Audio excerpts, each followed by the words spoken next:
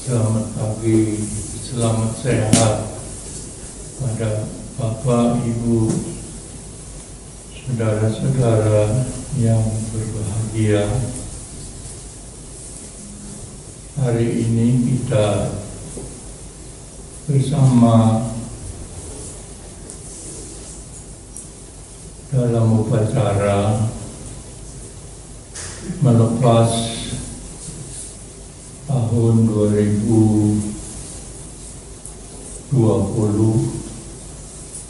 dan beberapa hari lagi akan menyambut datangnya tahun baru 2022. Pada umumnya di saat pergantian tahun,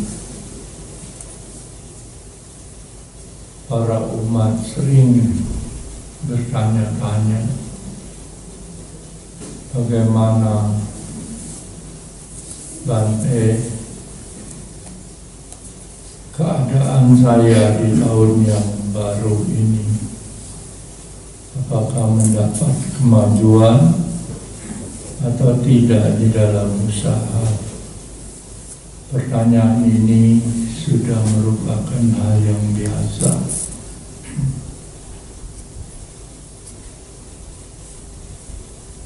Sebenarnya sebagai umat Buddha kita tidak perlu memiliki pertanyaan untuk masa yang akan datang itu, karena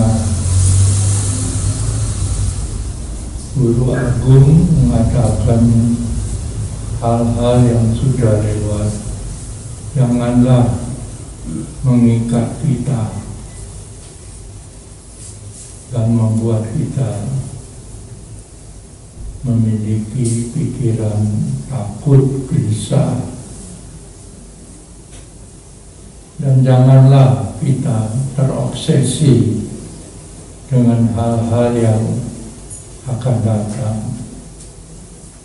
Mengapa? Karena yang lewat, satu detik lewat sudah tidak bisa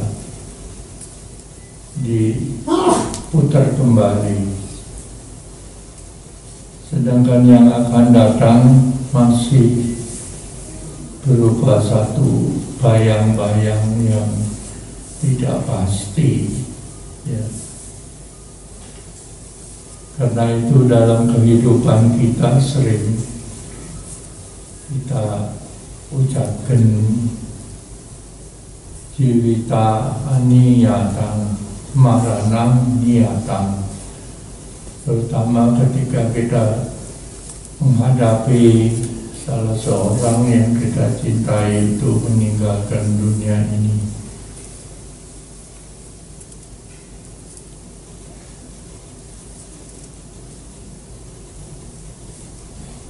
Karena apa? Karena kehidupan ini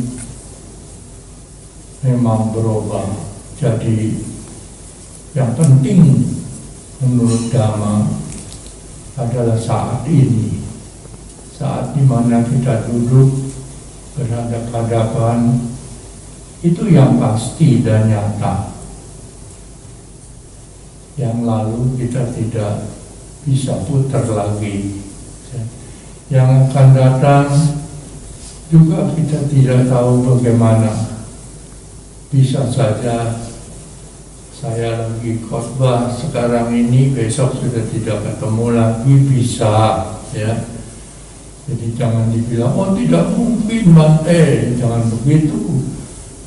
Itu kemungkinan, ya. Selanjutnya di dalam Samyutta Nikaya dikatakan bahwa setiap kali seseorang berbuat perbuatan apa baik apa buruk yang disertai dengan cetana yang kuat, itu bermiliar-miliar bibit-bibit karma itu masuk dalam arus kesadaran kita, karena arus kesadaran kita ini kan mengalir terus, ya. Dan bibit-bibit itu akan muncul menjadi keberhasilan atau kegagalan sesuai dengan kondisi yang kita buat. Nah, ini yang penting di sini, karena banyak umat Buddha sendiri mengatakan, ya kalau saya sudah berbuat baik, sudah baca parita dan sebagainya, sudah datang ke wihara, itu sudah cukup, pasti saya akan berbahagia. Dia tidak tahu, kita tidak tahu ketika kita pulang, mungkin kita berpikir yang tidak baik. Misalnya mobilnya disalip, kurang aja, ya. Timbul kebencian, menyumpah-nyumpah. Nah, itu menjadi kondisi yang kurang baik bagi bibit-bibit karma yang sudah kita tanam tadi di wihara. Sehingga mungkin saja bukannya kebahagiaan yang kita dapat, tetapi juga bisa kecelakaan. Nah, kalau sudah begini, lalu timbul lagi pikiran, wah, buat apa ke wihara? Saya pulang dari wihara, itu diserempet mobilnya sama truk. Jadi yang disalahkan itu yang di luar. Jadi hukum karma harus dipahami dengan benar, supaya kita tidak ragu-ragu. Sebab kejadian seperti itu bikin ragu-ragu lah. Kok kita habis dari sembahyang dari wihara, mobilnya kecebur, ya. Jadi ini yang perlu kita pahami, bahwa bibit yang ditanam, yang masuk ke dalam kesadaran ketika perbuatan itu dilakukan, itu masih memerlukan pendukung untuk dia nanti muncul berupa keberhasilan atau kegagalan. Contoh yang paling gampang adalah kalau kita nanam biji mangga, kita tanam, kemudian tumbuh, kita rawat, kita beri pupuk. Ya, sekarang banyak enzim yang gratis. Ya, mungkin beberapa tahun kemudian pohon ini menjadi pohon yang rimbun dan kemudian dia menghasilkan buah. Nah, di sini bisa kita lihat bibit yang ditanam itu adalah sebab pertama. Tapi sebab pertama ini baru nanti menjadi sesuatu yang menghasilkan, itu harus ada pendukung yang disebut kondisi. Jadi kondisi dan bibit itu memang berbeda. Jadi kalau kita hanya menanam bibit saja, lalu kondisinya tidak diperhatikan, ya mungkin tidak bisa berbuah. Ambil contoh saja, saya punya segenggam biji pekara, saya lempar di sini, nah, bibit-bibit itu pada berantakan di ubin. Tapi ada juga yang jatuhnya di sana tuh, di rumput. Beberapa waktu kemudian kita lihat, loh, kok ini bibit kekara tumbuh di rumput, sedangkan yang banyak itu di ubin masih berantakan, tidak mau tumbuh. Ya, tentu kita bisa mengerti ya kondisi bibit itu yang di ubin tidak cocok ya. Mana ada bibit tumbuh di ubin ya, tapi kalau di rumput ya dia bisa tumbuh karena ada aharannya ya. Ya ini secara singkat begitu kerjanya hukum karma. Jadi kalau kita sudah berbuat baik harus diimbangi terus dengan membuat kondisi-kondisi yang baik supaya bibit karma baik itu berhasil muncul. Sedangkan bibit-bibit karma yang tidak baik itu akan daluarsa. Seperti sekarang kita sudah akibat bibit yang lalu kita sekarang muncul. Jadi apa? Jadi manusia, tidak jadi anjing di Ciapus.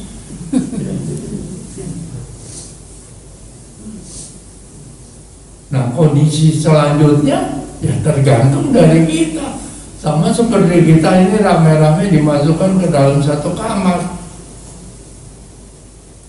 Ya terserah kita masing-masing. Ada yang kekoleran, tidur, ada yang meditasi, ada yang mungkin makan kacang atau apa, itu masing-masing.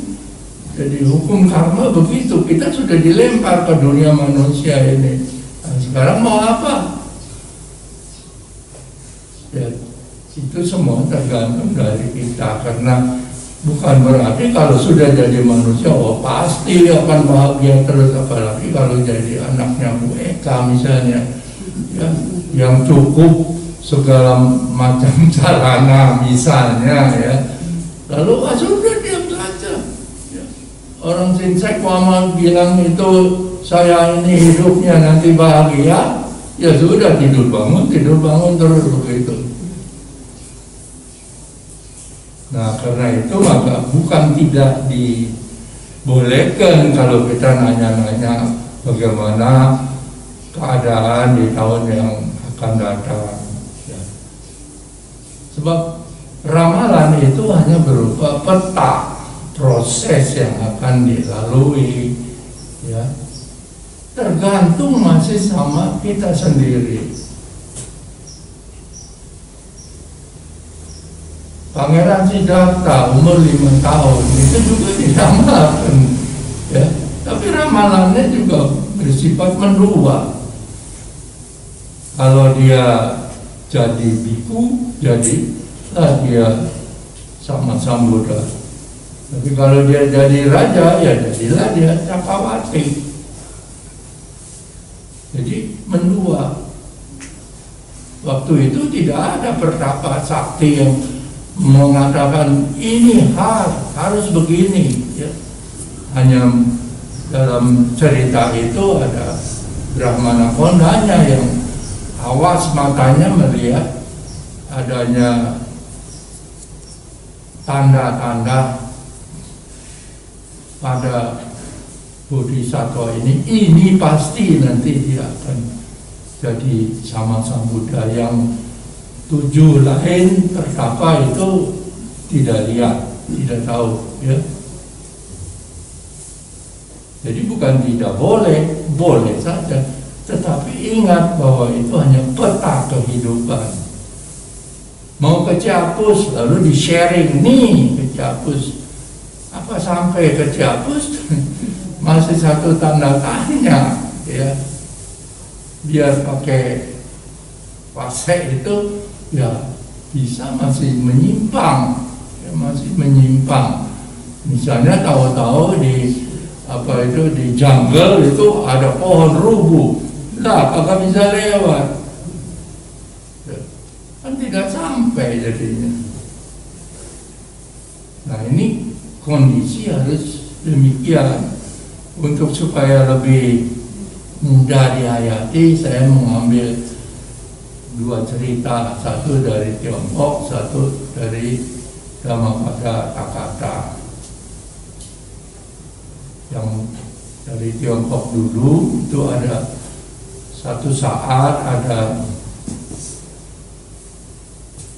apa itu seorang dari kampung merantau ke kota untuk menjadi pembantu rumah tangga. Jadi pembantu rumah tangga ini ya bekerjanya apa aja yang ada di rumah tangga itu, termasuk masak, cuci, ya membersihkan rumah dan sebagainya. Termasuk juga ya menyiangin apa itu sayuran dan sebagainya. Dan sering pula majikannya karena senang dengan ikan, ya belilah ikan gurame. Kalau beli ikan gurame apa yang mati apa yang hidup? Biasanya masih hidup. Dan kata-kata itu ya siapa yang harus membunuh? Ya tentu disuruh dia. Ya bunuh itu, siangin sampai bersih, nanti gua masak, kata kokinya. Nah, jadi dia tiap hari itu ya ambil apa itu batu lumpang, ketok itu kepala gurame supaya mati, ya kemudian disiangi. Atau ya dia banyak membunuh jadinya, ya. Tetapi karena dia sebagai pegawai ya harus ikut kan. Nah, dulu juga kita sering, wah ini kalau bikin samseng harus dipotong sendiri lah. Siapa yang potong? Nggak ada. Terpaksa kita potong sendiri, ya. Pernah nggak itu?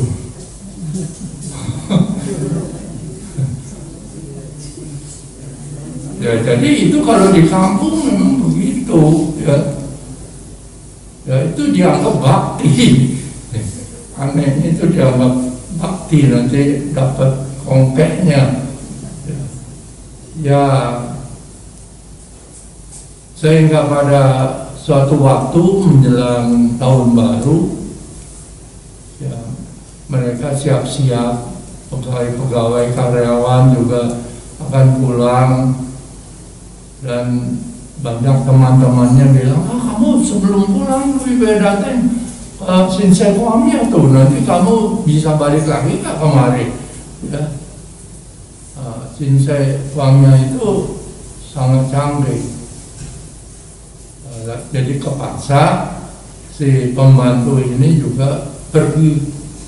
Begitu dia dikasih ramalan, wah kamu tidak bisa, tahun depan tidak ada lagi di sini. Loh, kenapa?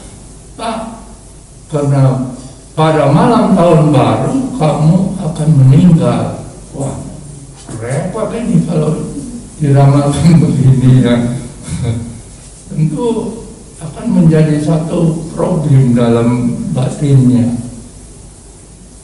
Tetapi ya karena dia memang harus pulang ke kampungnya, dia bereskan barang-barang semua, gajinya semua, ya dibawalah itu, dan harus melalui perjalanan yang cukup panjang.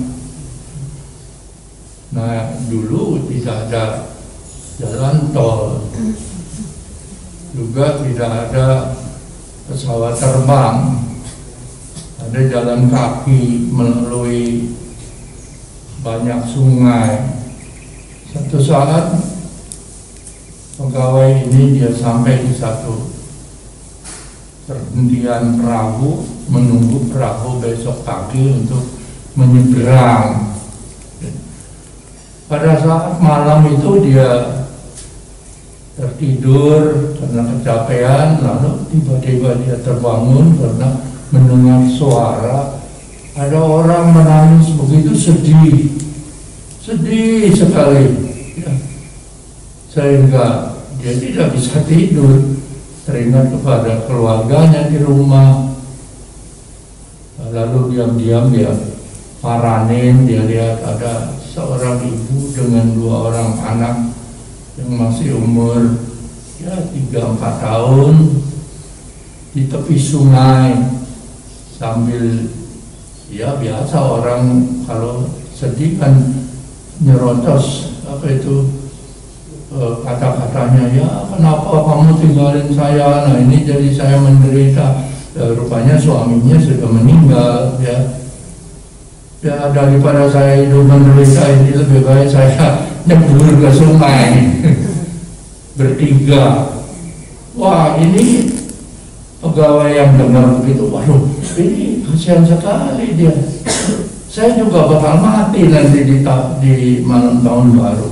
Daripada saya mati lebih baik saya bikin jasa saja, saya kasih saja ini barang-barang saya berat-beratin, ya hanya ditinggalkan sedikit untuk keluarganya di rumah.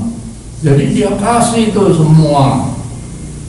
Dia bilang jangan bunuh diri Bu, ini anak-anak masih kecil, ini saya kasih dah semua apa yang saya punya, ya untuk menyambung hidup. Nah, jadi ibu itu 3 orang ini tidak jadi bunuh diri. Nah, keesokan harinya melanjutkan perjalanan sampai di rumahnya, itu kira-kira ya sudah menjelang 2-3 hari mau tahun baru, mau siang.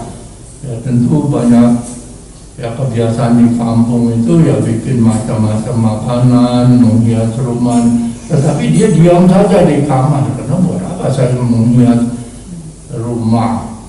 Ya, toh saya bakal mati nanti malam tahun baru. Akhirnya malam tahun baru lewat, kok dia masih napas. Sehingga dia bilang, kurang ajar itu sinsek, bikin saya ketakutan. Ya. Tetapi ya dia berkah, ya dia bersembahyang, ya mungkin waktu itu coba Kuan Im atau apa. Terima kasih Kuan Im, saya sudah diberi umur lagi. Ya, setelah seminggu dia di rumah, dia lalu ya kembali lagi ke kota untuk kerja. Ya, sambil dalam pikirannya gue tanya lagi nih, sinsek, kok gue nggak mati? Ya, kenapa saya dibilang mau mati? Ya, nah, begitu dia masuk ke rumah itu, sinseknya ini melongo. Ya, lalu berteriak, ada hantu, lari dia. Sehingga orang pada datang berkerumun. Lalu punya selidik, ternyata sinsek ini ramalannya salah. Di mana salahnya? Sinsek ini kan sudah puluhan tahun dia meramal. Sehingga dia penasaran, dia tanya, emang kamu di rumah dulu waktu pulang ada bikin apa? Lalu orang ini bercerita, dia begitu ceritanya. Oh, pantes kamu sudah membuat kondisi yang begitu luar biasa, sehingga mungkin dia belum nggak tega ambil kamu. Ya. Jadi disambung lagi umurnya. Itu kan kepercayaan orang dulu. Tetapi kalau kita lihat dari mata agama, ya dia membuat kondisi yang baik. 3 nyawa itu bisa diselamatkan. Ya, jadi ini juga satu cerita yang bisa dipakai untuk, ya inilah, kita ini jangan terlalu percaya. Ya, boleh saja meramal, tapi hendaknya itu dipakai sebagai peta saja. Kalau ramalannya baik, ya syukur. Kita berbuat baik sebanyak-banyaknya supaya kondisi yang baik itu muncul. Kalau ramalannya tidak baik, ya kita juga harus berbuat baik supaya ramalan tidak baik itu jangan muncul. Ya, itu semua kita yang menentukan. Ya. Nah, itu menurut kacamata agama begitu. Jadi Bapak Ibu Saudara-saudara kita semua sebagai umat Buddha yang sudah mengerti Dhamma, ya, kita harus tenang menghadapi pergantian tahun ini. Ya.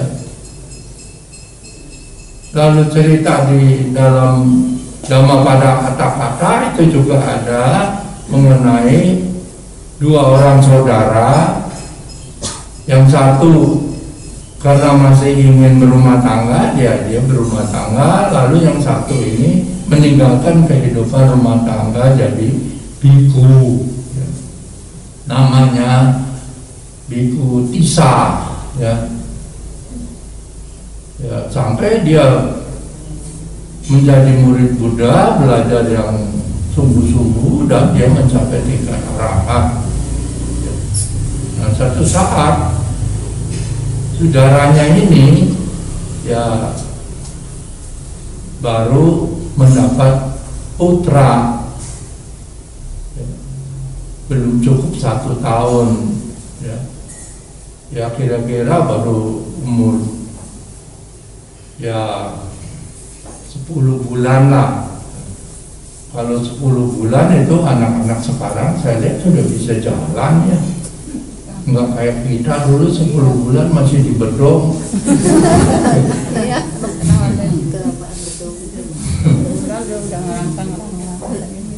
Iya, jadi kaki saya panjang ini di bedong dulu ya. Jadi ya si saudara yang punya anak ini lalu datang ke wihara untuk yang anjang sana menghormat Tissa arahat ini, ya, sambil melaporkan nanti 2 bulan lagi saya akan bikin pesta ulang tahun 1 tahun dari anak saya ini, ya. Cuman nggak nanggap Gambang Kromong karena belum ada di situ. Kalau di TV kan kita lihat 1 tahun tanggapi apa Gambang Kromong. Lalu setelah sampai di wihara ya mereka menghormat sama arahat Tissa ini. Suami istri menghormat, paikwi, sujud, lalu Biku Tissa, arahat Tissa ini mengucapkan ayu, wano, sukang, balang. Tapi ketika ini anak yang kecil, ya disuruh juga kan bisa kan. Ayo, wajar itu ada bante. Kan begitu sering nih, Ciapus juga begitu. Dan setelah dia anjali ini anak, ya memang pintar, ya mau gitu.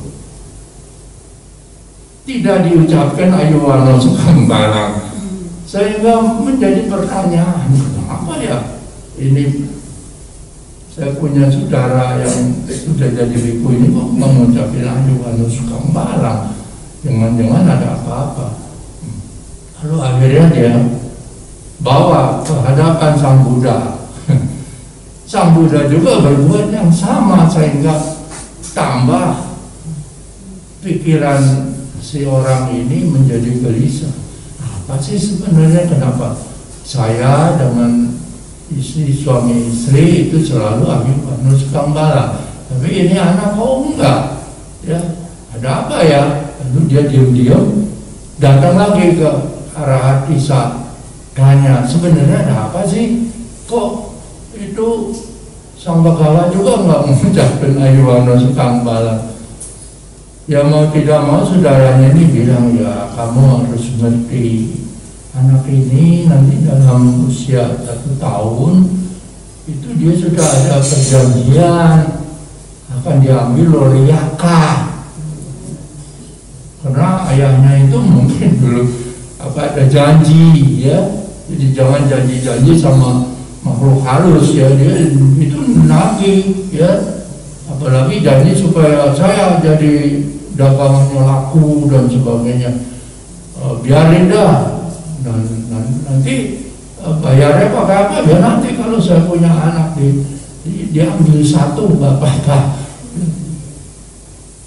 Pernah terjadi di Ciapus juga itu ada, saya kurang tahu waktu itu ada orang, saya tidak perlu sebut namanya, dia datang, "Bante, ini anak saya sakit, nggak baik-baik," katanya.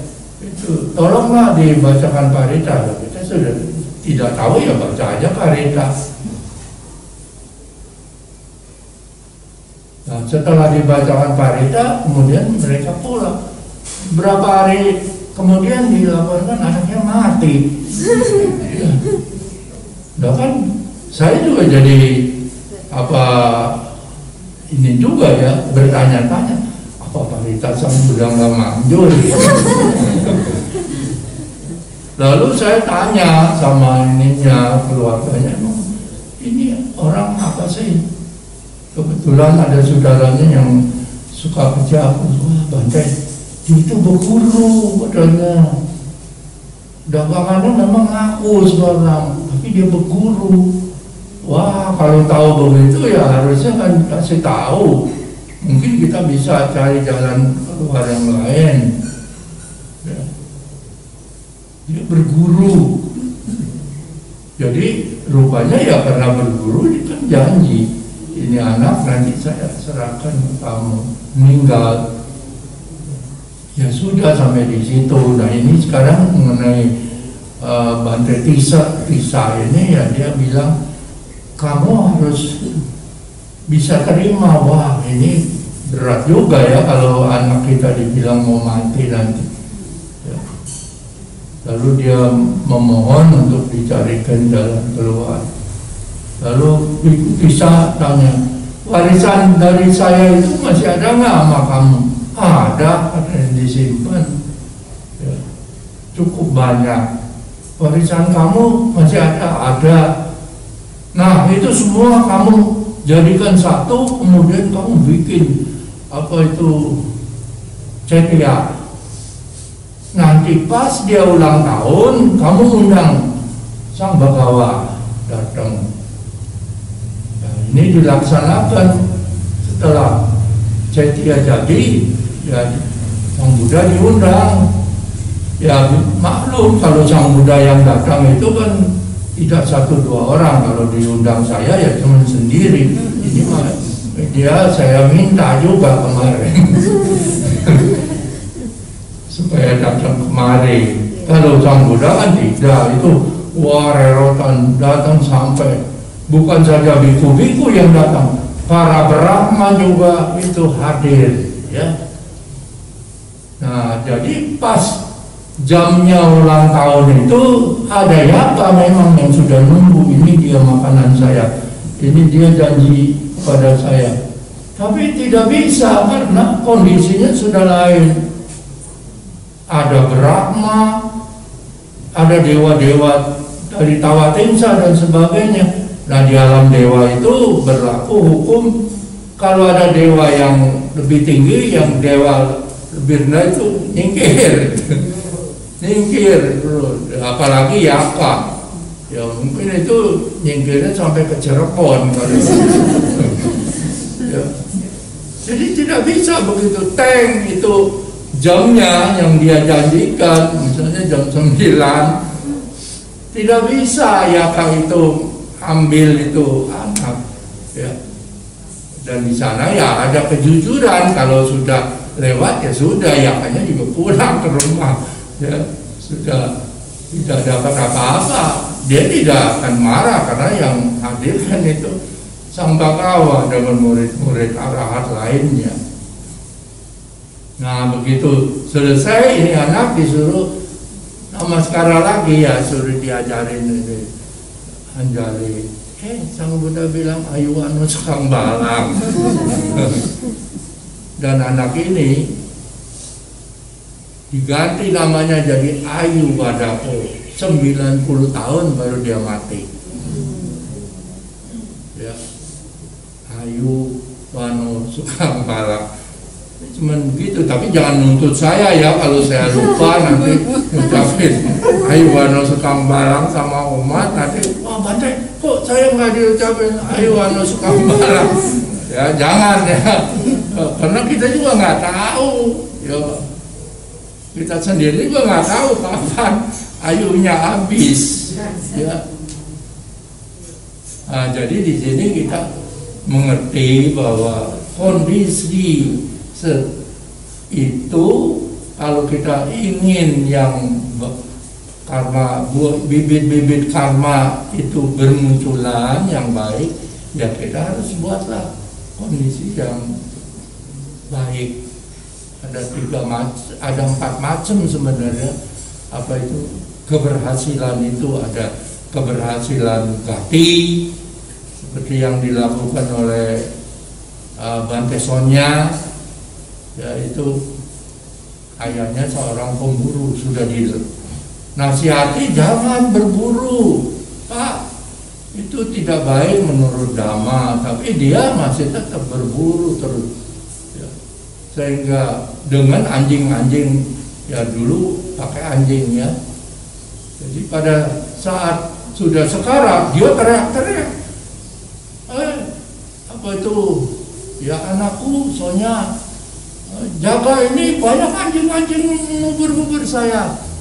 Wah, ini biku Sonya yang sudah nggak tahu ini apa gatinya ini tidak baik, tidak berhasil, gatinya itu jelek, ya artinya dia akan lahir di dunia anjing. Tapi kan dia rasa bagaimana anaknya arahat, itunya nanti lahir di dunia anjing. Jadi dia panggil sama Nerabanya, carikan bunga-bunga, kemudian hias itu pagoda. Kemudian ayahnya Sonya ini yang sudah sekarat itu masih bisa dengar, mungkin itu digendong keliling itu pagoda sambil dijelaskan ini semua adalah jasa daripada Bapak, ya, persembahan kepada Buddha, kepada relik dan sebagainya, sehingga dia menjadi tenang, ya. Ya kalau dulu kan masih seger mah marah mungkin, ya, anak kecil ngajarin orang tua. Tapi kalau sekarang kan udah nggak bisa apa-apa dia, ya, jadi kesadarannya ya cuman tinggal sesaat lagi, dia bahagia, tidak lagi itu dia bilang saya lihat wihara, lihat apa. Jadi gati, apa itu gati sampati didapat, bukan gati wipati. Kalau tadi gati wipati bakal lahir di dunia hewan, sekarang berubah jadi gati sampati, ya. Nah, begitu juga dalam kehidupan kita sehari-hari, ya kadang-kadang juga terjadi ada yang disebut kala sampati, kala wipati. Nah, kalau kala apa itu sampati, kita terlahir jadi manusia dalam kondisi pemerintahan di mana kita tinggal itu aman, tentrem, ya. Kalau zaman dulu mungkin di masanya raja-raja yang bijaksana, ya. Tapi kalau misalnya lahir di zaman V30S ketakutan kan, ya kalau yang belum lahir sih untung dia itu gati sampati, dia nggak ngalamin kan. Kalau seperti Bu Eka, saya itu ngalami, ya ketakutan kita kalau dituduh PKI, ini hilang nih, ya. Padahal kita nggak tahu PKI-nya itu apa benar apa salah, ya. Itu kala sampati bisa berubah menjadi kala wipati, kala wipati juga bisa berubah jadi kala sampati. Seperti kita dulu Indonesia miskin, ya, itu kala wipati. Tapi muncul Jokowi bisa bikin ekonomi maju, nah, itu jadi kala sampati, ya. Ada apa itu upadi sampati bisa jadi upadi wipati, ya. Misalnya ada orang lahir ganteng sekali ini, tahu-tahu dia ketimpa pohon jadi pada baret, jadi jelek kan, itu jadi wipati. Tapi ada juga yang apa dari desa, mungkin dia terlahir sebagai orang desa, ya kan kurang cantik, ya, karena nggak pakai make up. Tapi kemudian zaman sekarang kan bisa itu disulap ya, itu jadi cantik, jadi bagus lah begitu. Jadi apa? Jadi aturan jelek wajahnya jadi bagus. Ya kan beda orang jelek sama orang bagus. Itu beda. Kalau orang jelek itu jadi pegawai, ya udah kamu cuci piring aja, ngepel. Tapi kalau dia lihat ada orang yang ganteng yang itu mau jadi pegawai, apa tega kita kasih dia, udah kamu jadi juru tulis saja, kan begitu, ya kan beda. Bener nggak itu? Iya, ya kita tidak tega kalau ada orang yang cakep begitu disuruh kerja kasar, ya sudahlah kamu jadi. Ada lagi yang disebut itu apa, payoga sampati, payoga wipati. Payoga itu artinya punya cara-cara untuk apa, memberi solusi yang baik atau yang jelek, ya. Itu misalnya saja kalau jadi konsultan itu kan dia punya cara-cara kan. Jadi ada yang baik, ada yang jelek juga ya. Untung Pak Dino ada nggak di sini? Nggak ada ya. Jadi bisa juga konsultan itu jelek ya. Akhirnya apa itu pajaknya jadi diapakan itu ya, cara-cara begitu. Nah itu juga bisa ya. Ya tentu kalau yang muncul itu adalah payoga sampati, ya dengan sendirinya dia bisa jadi menteri, jadi apa ya, punya cara, punya solusi untuk menekel ini, ya seperti si Ahok begitu ya. Nah, itu dia payoga sampati pasti, karena dia punya otak brilian untuk menghapus itu apa, korupsi dan sebagainya. Yang orang lain itu tidak bisa, ya. Ya tentu kan dengan sendirinya karena dia membuat kondisi yang baik, ya maka buah-buah bibit-bibit karena dia yang baik kan bermunculan, ya. Tapi yang jelek juga ada kan, dia 2 tahun misalnya di penjara, tapi muncul apa itu payoga sampatinya, ya meskipun dia di penjara dia bisa ngarang buku, bisa apa, dan akhirnya keluar dia sekarang jadi dirut Pertamina atau apa itu ya. Nah, jadi begitulah hukum karma itu tidak sesederhana seperti yang saya ucapkan tadi, ya. Disang labate bijang tak disang labate palang, ya nanam padi pasti panen padi, nanam kacang pasti panen kacang. Yang melakukan perbuatan tidak baik itu akan menderita, yang melakukan perbuatan baik itu akan bahagia. Tapi kenyataan kan ada di dunia ini, kenapa ada yang sudah banyak berbuat baik kok masih menderita terus? Nah di sini baru ada jawaban. Kalau tidak, umat Buddha kelabakan kalau ditanya kenapa Bante, itu dia tukang pilek tapi kok masih bahagia terus. Ya karena apa? Ya karena ya dia punya kondisi yang baik yang diberi pada bibit-bibit yang baik itu muncul, ya. Jadi karena itu kesimpulannya, kalau kita menghadapi tahun pergantian tahun seperti ini, ya tidak perlu takut. Mau ke sinsekomnya boleh, tetapi dengan pedoman seperti tadi. Kalau diramalkan baik, saya akan berbuat lebih baik lagi supaya dia akan tambah. Kalau saya diramalkan jelek, saya akan berbuat yang lebih baik lagi supaya itu hilang. Ya. Kalau begitu pikirannya tidak apa-apa. Ya.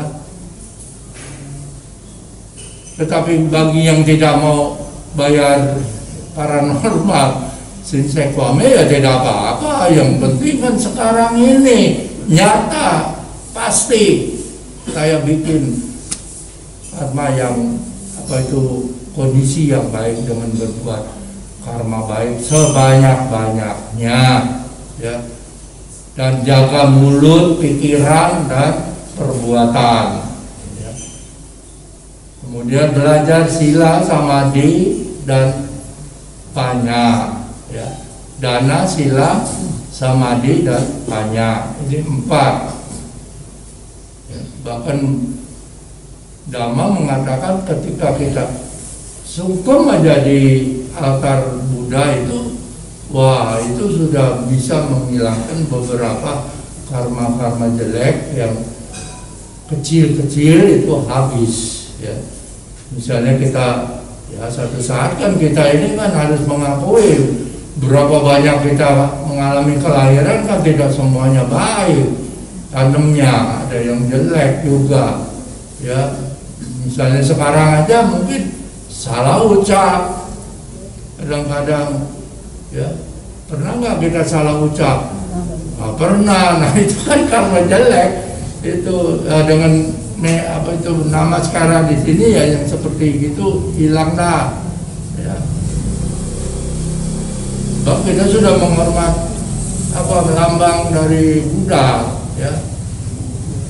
Apalagi kalau mau baca parita itu, parita pagi sore ada, sudah punya belum? Sudah. Kalau belum dihapus banyak bahasa itu. Jadi bisa diminta, ya. Praktekan pagi sore. Pagi itu bukannya baca parita begini itu ada. Ya itu ibu sudah punya. Ada. Ya itu kan kadang-kadang bilang, oh ini sama merah bagiannya, bukan. Kan di situ ditulis kalau bukan sama merah ya ada yang kalimat tidak usah diucapkan. Saya bawa yang dari sini, Posata. Ya bagus. Nah itu terus itu mengurangi kita punya karma yang melontarkan bibit-bibit karma yang tidak baik. Itu akan daluarsa, ya. Nah itulah bekal kita untuk menghadapi tahun 2022. Jadi dengan gagah, dengan tenang hadapi datangnya tahun 2022. Tidak perlu takut, asal kita berpedoman pada ajaran Guru Agung kita, ya. Jadi tidak perlulah bayar segala sinsekwamnya. Bukan saya anti sinsekwamnya, ya. Tetapi itu tidak perlu, ya. Nah terima kasih, semoga semua makhluk berbahagia, semoga Bapak Ibu sekalian itu selalu penuh dengan cinta kasih, memancarkan kepada seluruh alam di mana kita berada. Sampai sata bahwa itu suki tata. Semoga semua makhluk hidup berbahagia. Sadu, sadu, sadu.